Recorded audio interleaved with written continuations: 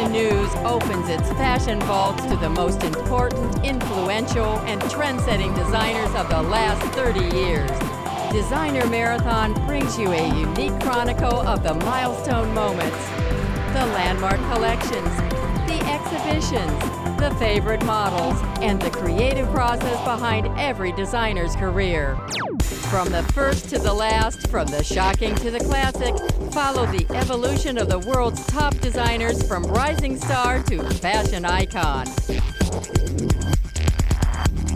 It's all here in the vault, a retro-spectacular timeline, a designer marathon.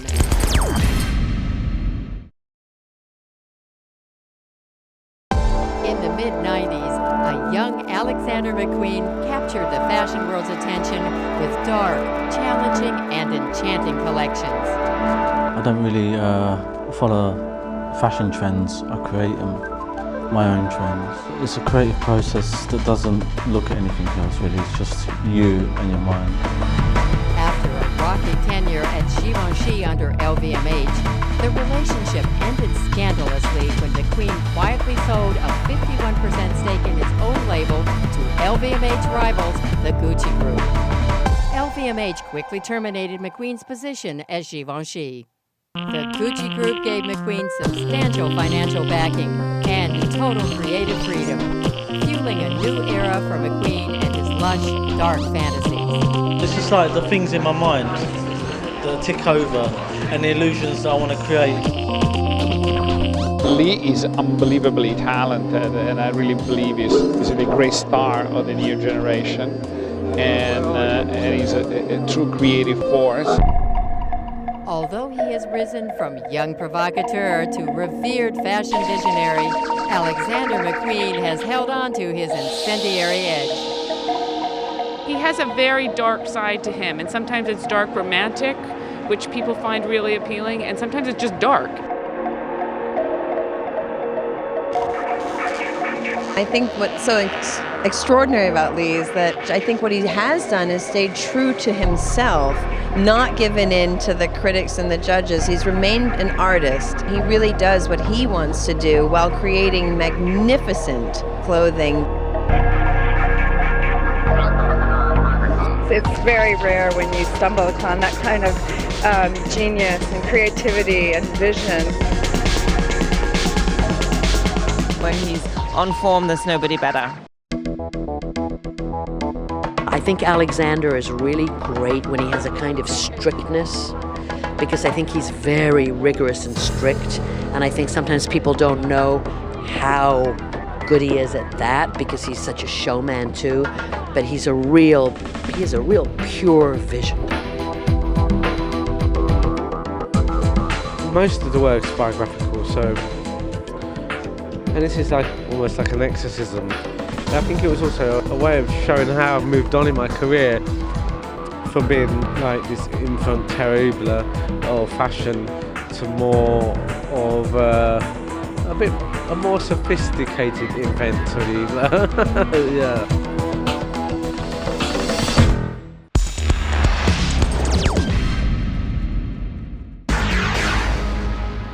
I design for individuals, not lifestyle, you know. I'm not about lifestyle, I'm about individualism. The show is my 30 minutes to do whatever I like to do, and that's how I choose to do it. For fall 2001, London's infamous bad boy of fashion, Alexander McQueen, presented his first collection for the Gucci Group, which purchased a 51% share of McQueen's fashion house late last year. But even with new financial backers, the show was still classically outrageous McQueen.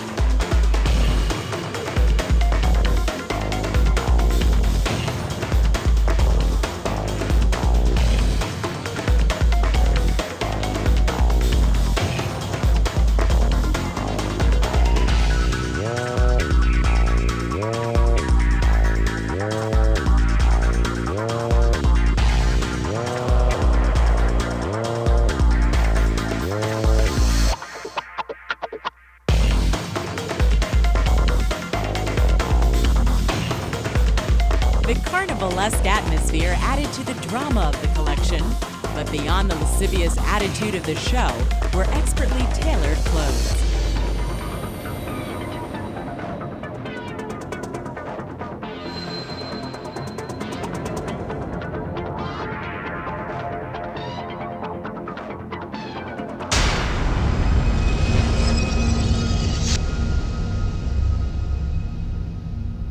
Leather was another of McQueen's focal points, ranging from his usual crisply tailored leathers to a new softer silhouette.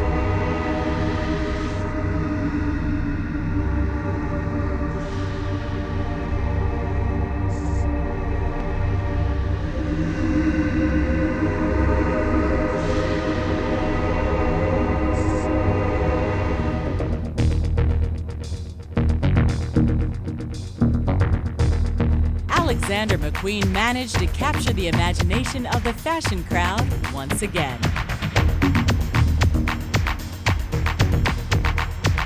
It's just like the things in my mind that tick over and the illusions that I want to create in reality.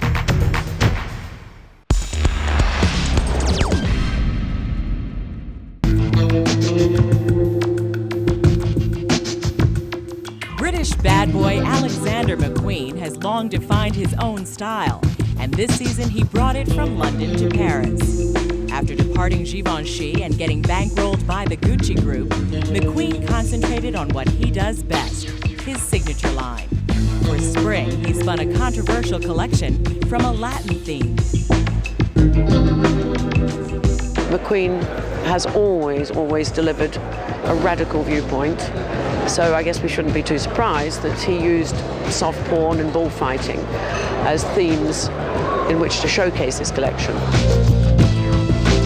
One expects that kind of hard-edged thing from him. I think perhaps this moment in time, one's not going to be so receptive to a dress pierced with picador spears. But, you know, that's what he does, and he does it really well. He had these wonderful cut jackets over these wonderful laced ruched chiffon tops.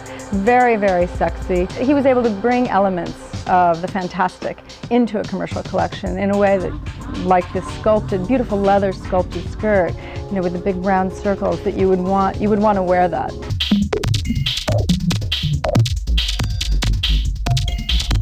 McQueen offered many versions on the dress front. Impressive cutouts underscored the precision with which he tailors.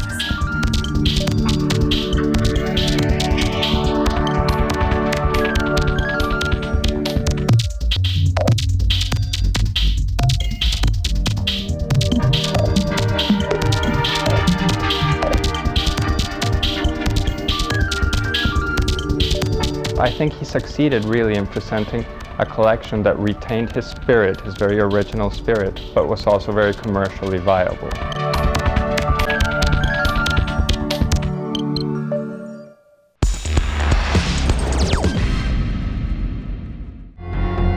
Alexander McQueen took no prisoners for fall, showing in the medieval hall of the Conciergerie, a former jail for aristocrats during the French Revolution.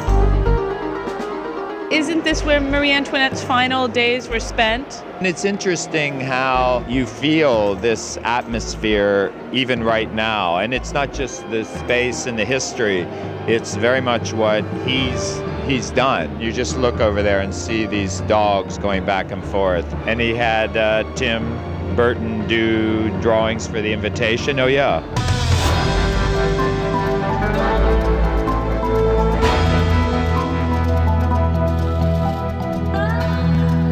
After an eerie beginning, McQueen's show quickly moved into a mythically dramatic tale.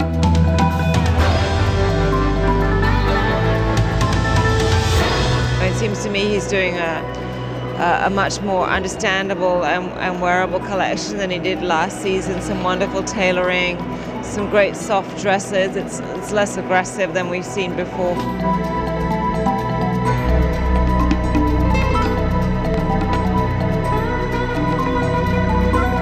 The sort of softer pieces were very beautiful too, and that's something that you don't always associate with McQueen. Sensibility is still very, very tough and hard-edged, but I thought that the tailoring was kind of superb.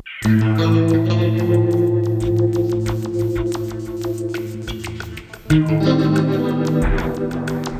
thought that his handling of S&M was kind of sweet, if that can be. The dresses beneath the harnesses were really quite lovely, beautifully made. I thought it was a very strong collection, and of course it wasn't all about bondage, but those hints were there.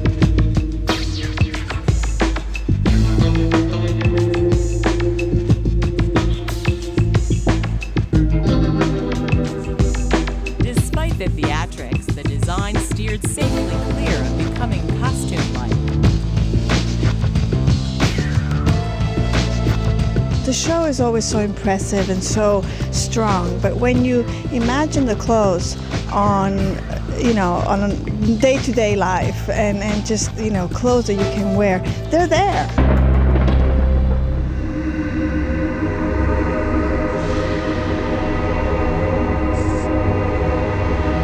Not only did McQUEEN appreciate the commercial obligations that come when the checks are signed by the Gucci Group, he also reaped the benefits.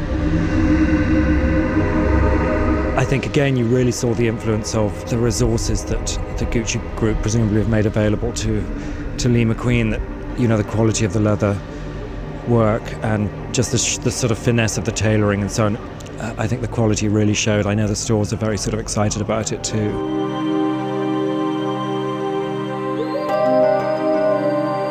The finale, entirely in black, made a dramatic statement, calling to mind Victorian primness, but never losing the striking sexiness that has become McQUEEN's trademark.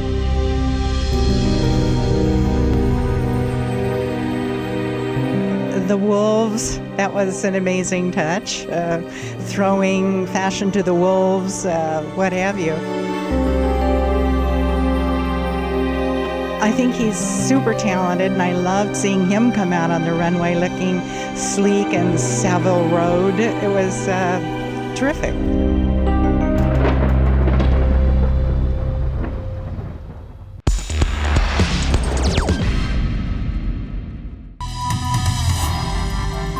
The most coveted clothes of the season came from the master of creativity, Alexander McQUEEN.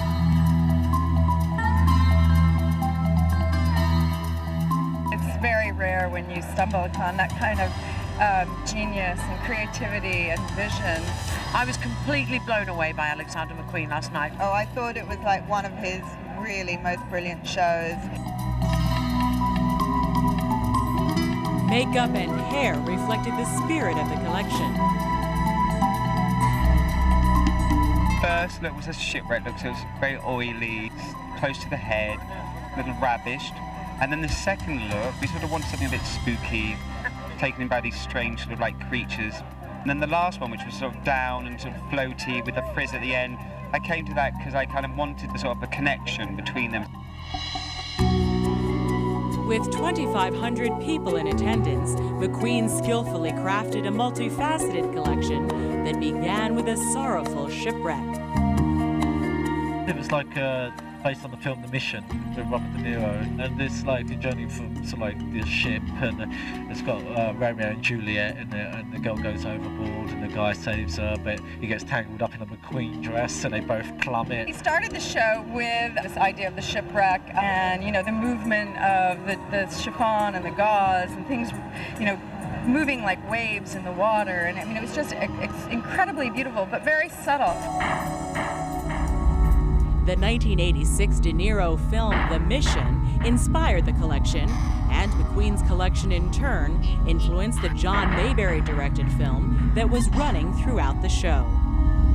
There's always just a sinister kind of vibe going through his shows, whether it's in the background, for example, the movie by John Mayberry, which showed a girl drowning and sort of being strangled by her dress as she sort of wafted, into the water.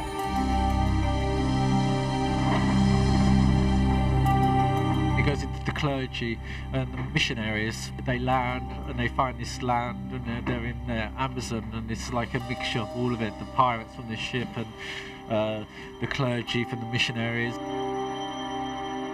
was almost as these women who had crashed upon this island began to take on the personality of, the island that they were living in. by the end, when those birds of paradise dresses came out, I mean, I was astounded. I mean, I just thought it was one of the most beautiful things I've ever seen in my life. The prints are 26 colorways separated the prints, and all the dresses were cut in the round, so it was a kind of complicated and technically to do, but you know, we pulled it off. Well, I thought it was really interesting to see what he'd done with like the birds of paradise kind of colours, because you don't normally associate McQUEEN with that kind of tropical use of colour. It was kind of personal, because I thought, you know, sometimes we should really look back to where we come from to start over again, especially in today, what's happening in the world today. We should really think about the way other people have been living for centuries, and like from year dot, and they seem to get along.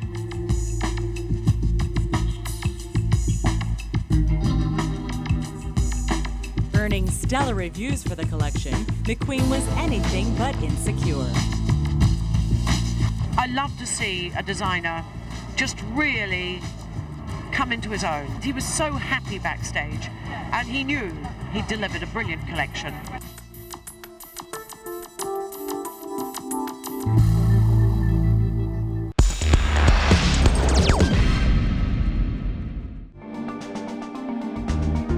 In a dramatic presentation of his fall collection, Alexander McQUEEN proved that not only his clothes, but his creativity can stand up to nature's brutal elements. Models navigated a wind tunnel leading to a frozen tundra while wearing his visionary designs.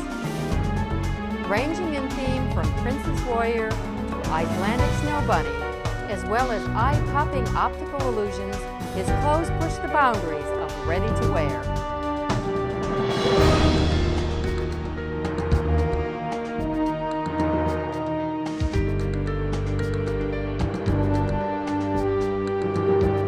Well, once again, I thought he did a brilliant job of creating a fantasy landscape in which you find beautiful clothes that you're inspired to wear.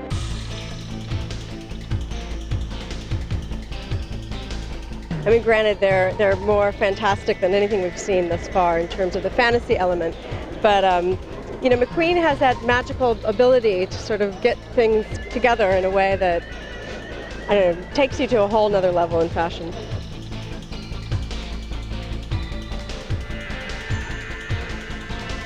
There were so many clothes there that you could actually wear, and there were some extreme things, but the extreme things were actually sort of great.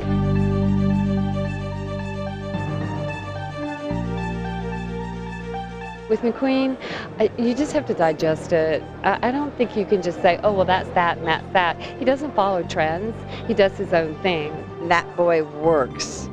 And what he does is, he doesn't show us your ready-to-wear collection. He's taken ready-to-wear and turned it into couture.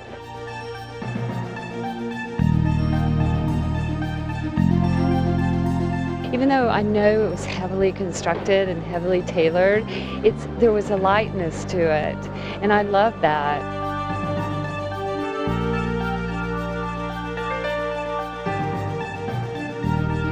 He dares. He pushes the envelope, but he really, really works hard. He doesn't sit down and go, okay, here's my collection in 2 weeks. So for that, I'm very, very thankful for an original piece of talent.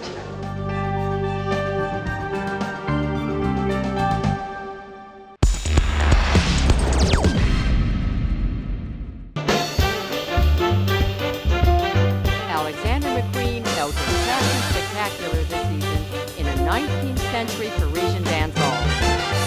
The event, and by any standard, it was truly the fashion event of the season. McQUEEN drew inspiration from the Sidney Pollack-directed film They Shoot Horses, Don't They? The fashion show, like the film, told the story of a Depression-era dance marathon.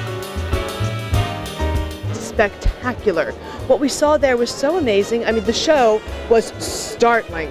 They shoot horses, don't they theme, but within that we saw some gorgeous clothes and some very, very real clothes, from grand evening to the most wonderful undone distressed denims. It was spectacular.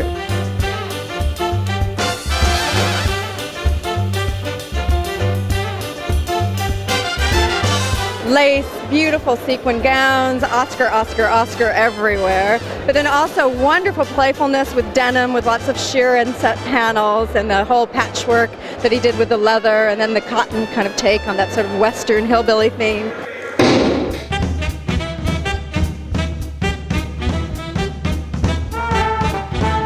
He picked up on one of the biggest trends of the season, of course, which is the ballet trend. But of course he took it to another level, and once again he had a transcendent sort of experience watching it.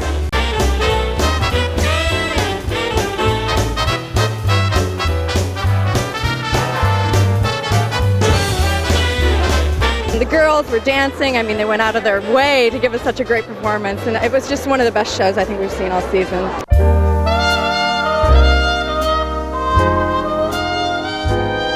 The collection also got the thumbs up from Domenico De Sole, the CEO of the Gucci Group, parent company of Alexander McQueen.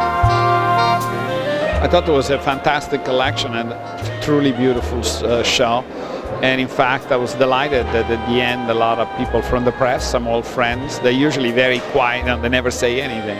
They were very, very excited, they were visibly excited by the beauty of the show and the clothes. So I'm delighted.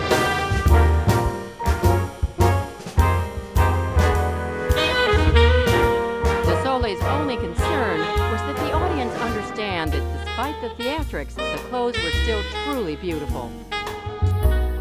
That's very typical of Lee. He always does really wonderful presentation, but I want everybody to understand it was a beautiful, beautiful collection. It's just not a matter of show. The show was great, but I thought that the clothes were simply beautiful, and everybody was very excited tonight. It was a great, as one of the great journalists said today, this is a great fashion moment tonight, and we are very pleased.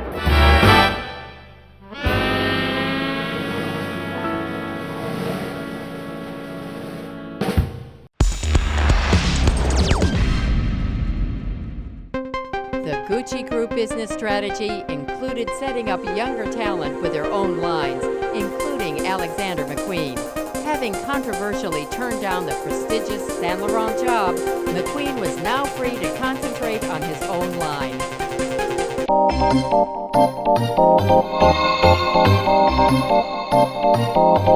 I thought it was really interesting that he went headlong into something so futuristic and modern.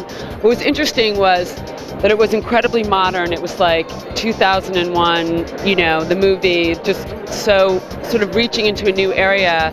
But then again, it referenced sort of medieval looks. It sort of brought the past and the future together, which was really interesting. Well, it was a singular color palette. It was all that sort of blush color. But that's the other thing that was interesting is ordinarily when you see a designer delve into a really modern look, they tend to use really antiseptic colors that's usually white or silver or metallic. To see this beautiful feminine color palette in modern silhouettes was really unique and really interesting. Lee is unbelievably talented, and I really believe he's a great star of the new generation, and he's a true creative force. And most important, what I think that Lee wants to succeed. You know, he's very serious about succeeding, understands where he's going, where he's taking his brand, and that's the best way to be successful, to have the desire for it.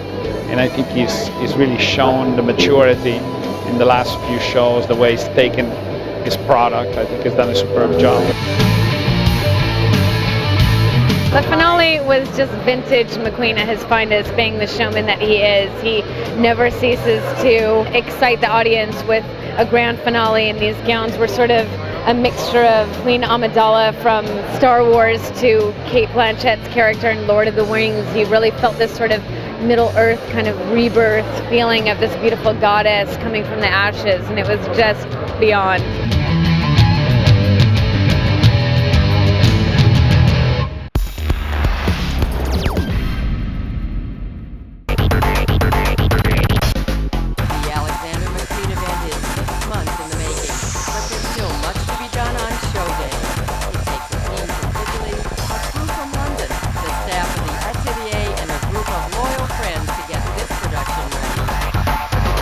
We're still waiting for 6 girls to arrive. There's still clothes arriving. A lot of girls have found it really hard to attend all their fittings. We need to do a rehearsal before the show because it's quite complicated.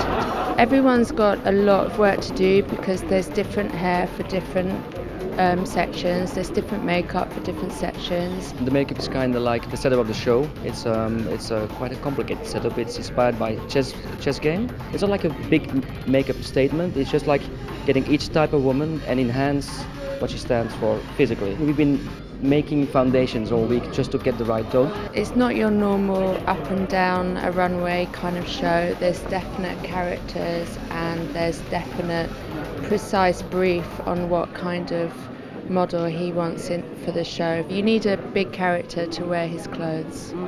So we needed people with a personality.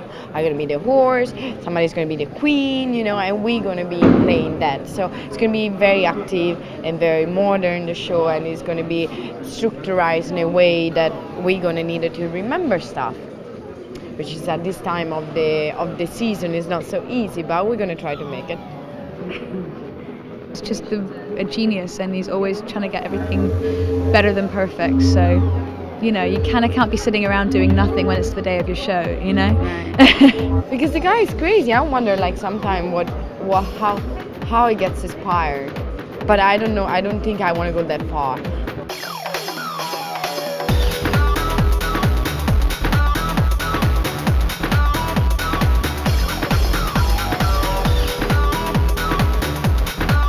So the girls are going to be lined up as a chessboard. It's a square divided in 6 squares on 6 squares, so it makes 36 girls. As the 36 models began to take their places on the life-size chessboard, it became clear to the audience that what they were witnessing was more than just a fashion show. I thought actually that it was probably one of the most amazingly engineered shows. I thought the clothes were quite beautiful. I thought the workmanship was exquisite. Themes ranged from Edwardian schoolgirls inspired by Peter Weir's film, The Picnic at Hanging Rock, through Japanese kimonos and sci-fi bodysuits. I thought that some of the shapes were a little costumey, but that said, I felt like you could also take a lot of the pieces apart, pair them with a pair of jeans or a pair of khakis, just kind of tone them down a little bit, and there were some terrific ideas there.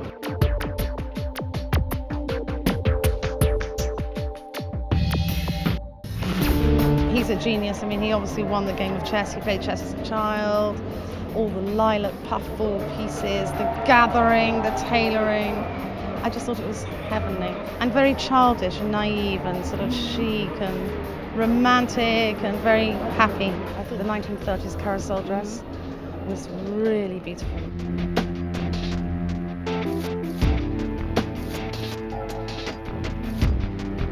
He's totally hands-on. He's a craftsman. He's like a woodcutter or a carpenter. He's on every single little thing, and that's why everything moves. There's no other designer in the world that can make clothes move like that.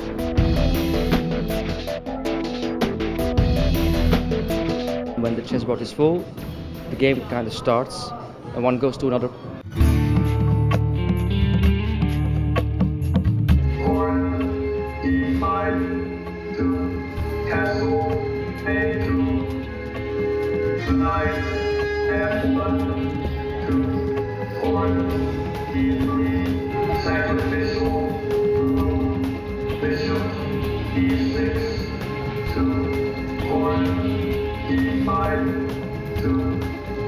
The clothes were so beautiful, very romantic. I really loved it.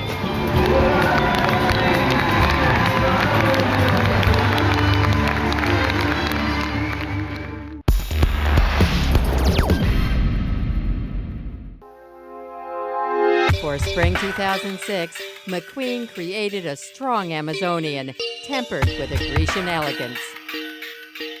I love the gladiator dresses. It was totally Isis, Grecian warrior.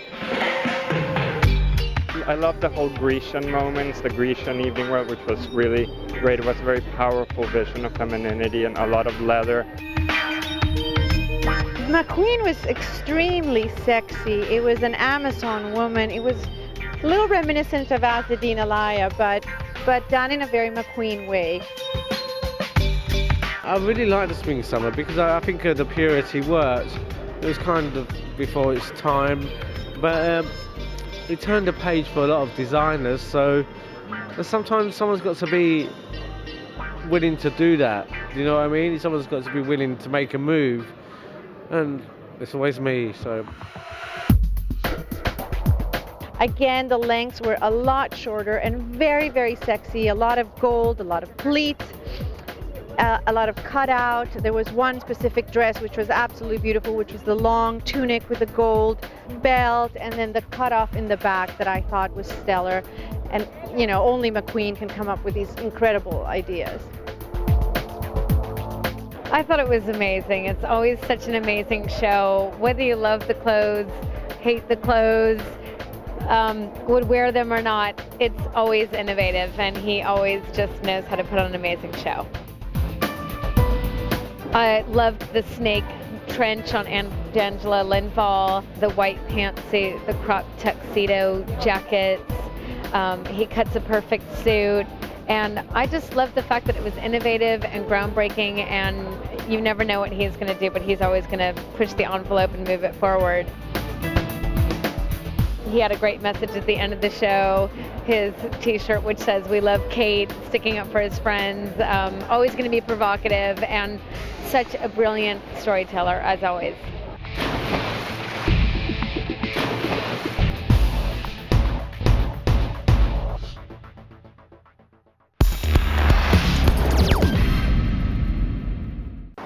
For fall 2006, Alexander McQueen headed stateside to meet and greet fans and friends during a rare trunk show at Saks Fifth Avenue. It was an opportunity to show his customers the collection that created such a stir with editors just weeks earlier. One of the most brilliant moments of his entire career. This man is going to soar to heights unknown. Well, most of the work's biographical, so, and this is like almost like an exorcism, you know. I had already designed the Highland Rape 10 years before. I think it was also a way of showing how I've moved on in my career from being like this enfant terrible old-fashioned to more of a more sophisticated inventory. Yeah. Remember, Mr. McQueen did do couture Givenchy. He has the knowledge of the atelier, but the power is in his roots, the power in his roots of craftsmanship. This is not just a flash in the pan stylist trick. This is a man obsessed with a kind of woman that we all love.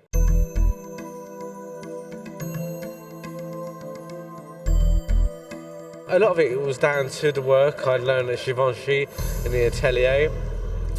You know, I think you never stop learning, but also I think there's a more of a control in the silhouettes, and I think it was a bit more, much more focused than ever. Do you know what I mean? I think when collections start being kind of bitty and all over the place, you lose direction. Not just in fashion, but in yourself. So I was very together when I designed the collection.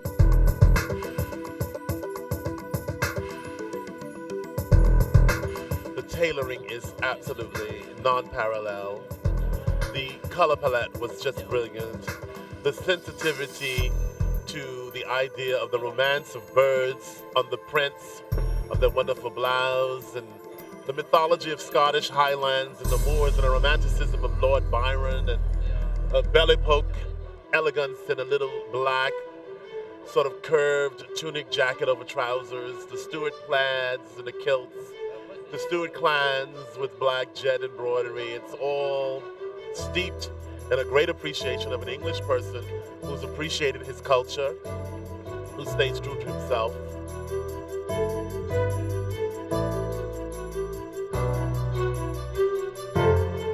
Well, I've mean, it goes back to his roots. I mean, he's had a huge interest in researching his family history, McQUEEN family history, Scottish family history for years and years. His mother, in fact, is a family historian.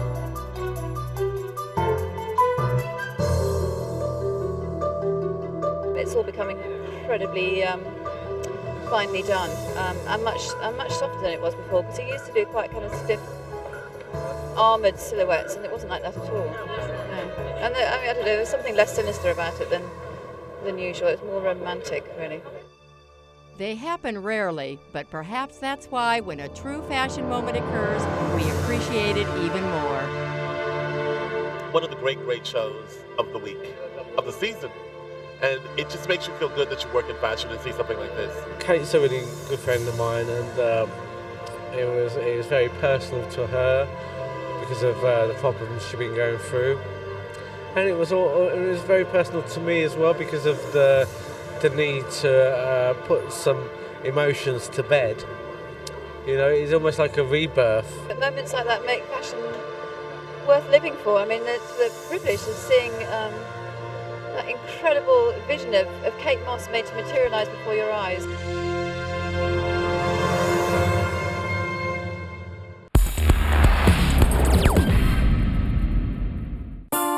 In the historic Cirque d'Hiver, Alexander McQueen's beauty team created a Gothic glamour with hair and makeup that, while eerily dramatic, never verged on the macabre. Alexander McQueen wanted the girls to look sort of ghostly in a way. So we're mixing a opaque white base by MAC with a kind of skin color base to kind of give them this sort of kind of ghostly, kind of dreamy look. We're slightly letting a little bit of the color come through when we put the white on the lips. So they end up looking just very dreamy and ghostly and kind of lilacs and dove greys and pale.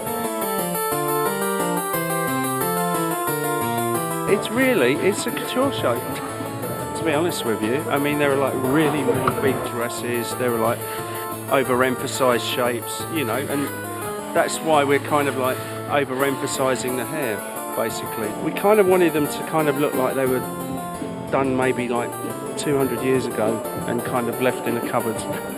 So basically they look like cobwebs. The fragile, dusty glamour juxtaposed with lush, blossoming gowns moved even a jaded fashion crowd. It was just incredibly dramatic and very emotional, and I think it was probably one of the best shows that we've seen. McQueen always delivers a theatrical show. That's why you come to Paris, really. The first opening looks were all black, you know, head to toe, and the whole body was covered. So I appreciated that he was thinking about a woman who would dress like that in the spring. It was stunning. It was so beautiful, masterful. It was like a couture show. The tailoring, the workmanship was incredible, and the vision and the singularity of his vision.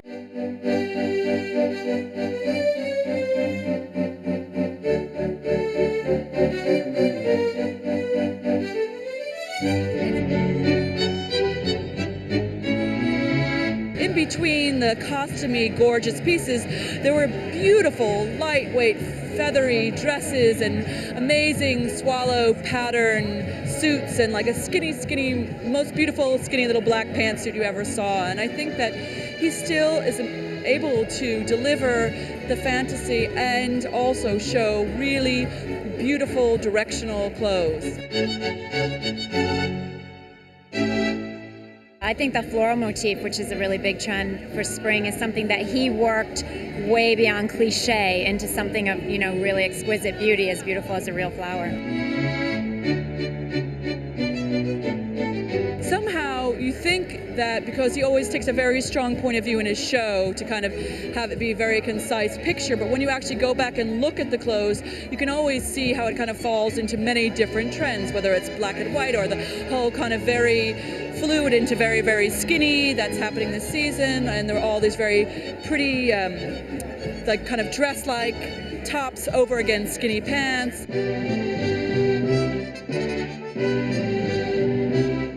Well, it was one of those shows that when you woke up the next day, you were still thinking about it, and it really stayed with you. And it's one of those things where you keep thinking about it. What was he really saying? What did it really mean? But the takeaway was, for me anyway, was romance and just a different way of looking at a woman's body.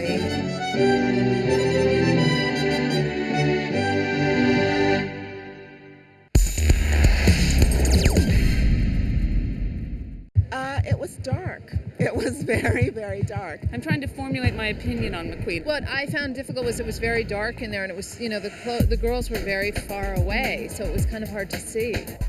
Despite distance and dim lighting, Alexander McQueen remains a showman.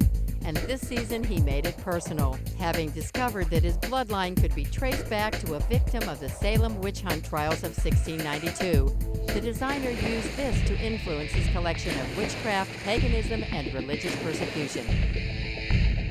I feel that he was trying to do an unsettling collection. I think it's an unsettling collection coupled with very, very beautiful evening dresses and some very cute short dresses as well. So I actually think the clothes might be great, but that kind of show is a branding exercise, and I think he and his corporate bosses have to think very clearly about what that brand is supposed to be, and maybe that's it. Maybe it should be creepy and unsettling, married with unsettlingly lovely clothes.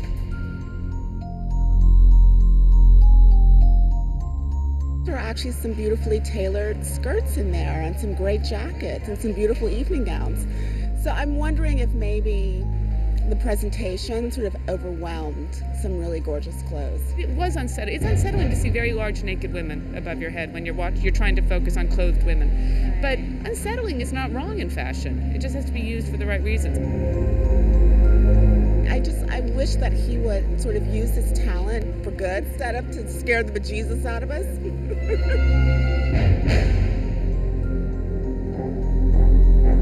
He has a very dark side to him, and sometimes it's dark romantic, which people find really appealing, and sometimes it's just dark. And I think last night was kind of dark, and bugs crawling around.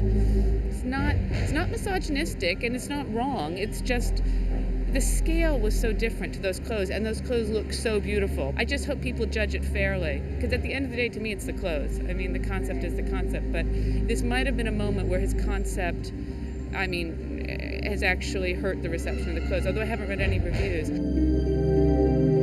Well, I thought the clothes were unbelievably beautifully crafted, and the craftsmanship and the sculpting and that sort of origami effect on the jacquards was just incredible. I thought those two last velvet dresses that looked like they were silver dipped or bronze dipped were unbelievably beautiful. I mean, he really has an incredible hand in terms of tailoring and craftsmanship, and I wish he would make every Hollywood red carpet dress.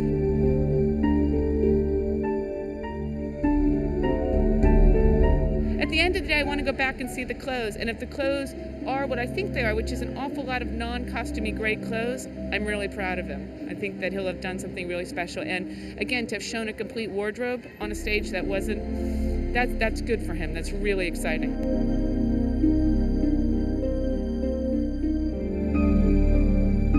I'm still kind of digesting it, but one thing that I did notice that was really striking is I felt like it was such a dark and aggressive collection as I was watching it. And then at the end, when he came out for his bows and the music had changed and the lights were a little brighter, I thought, oh, well, it's not as aggressive as I thought it was.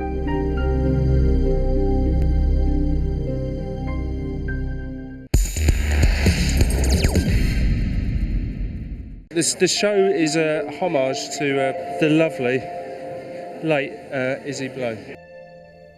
The late Isabella Blow, also known as Izzy, was a fixture on the international fashion circuit. As a stylist, an editor, and a fashion arbiter, Blow's influence was far-reaching. Isabella was an incredible discoverer and proselytizer of talent. She discovered Philip Treacy, there was Hussein, Sophie Dahl, Honor Fraser, Stella Tennant. She was related to a lot of them, in fact. She called me up when I was living in Paris and said I had to come and see this new designer, his first show, and it was McQUEEN. You know, Alexander McQueen was clearly protege, in the fashion arena, who went on to have the greatest sort of international resonance, I suppose. For him, she was a huge inspiration at the beginning and a huge help, frankly, to have this important person in the fashion world, to have her stamp of approval. For spring 2008, Alexander McQueen showed a collection that was a tribute to his former muse, and also took a look back at some of his career highlights. It was an amazing collection. It was McQueen at his most wonderful, I think, because of the way that he used the ideas and the fabrics and the silhouette, but also because it was so moving, being a tribute to Izzy. So, you know, it could have been mawkish or it could have not been a good collection, but actually it worked on every level. I thought it was spectacular. I think Alexander is really great when he has a kind of strictness, because I think he's very rigorous and strict, and I think sometimes people don't know how good he is at that because he's such a showman too, but he has a real pure vision, you know, and because it can be so grand, you miss that, and I think last night you really saw the knowledge, you know, the know-how of those shapes that he kept doing, and I thought it was incredibly disciplined, and I thought it was great. I thought it was a spectacular collection. The people that she sort of touched and discovered and nurtured really felt that she gave them this incredible standard to live up to. We so need people like that who aren't worried about the bottom line, you know, who are interested in pure fashion and the idea of the creative imagination and helping it to soar and inspiring it and so on. And I think that's really what she did to a sort of incredible degree. There was no ulterior motive except to see beauty being created and brought out. She was just one of those people who kind of makes the fashion industry the kind of curious, creative energy that it is. In the case of Izzy, you know, the fashion world was a place that really appreciated this major, original, flamboyant, eccentric vision. And then sort of as the years went on, you know, she never gave up on that eccentricity, always on the side of the misfit shows, the things that didn't really just commercially smoothly fit in. So she was very important that way as a champion for visions. I don't know, even in the fashion world, if she really fit either. Her vision of herself, both as the sort of grand thing and then probably also as the opposite. You know, there's a huge amount of conflict about her self-vision, and at the end, you know, as we know, she died by suicide, and you know, all of the love of fashion in the world couldn't help her interior life, but she sure, for a bright and shining moment, made the fashion world a much more interesting place.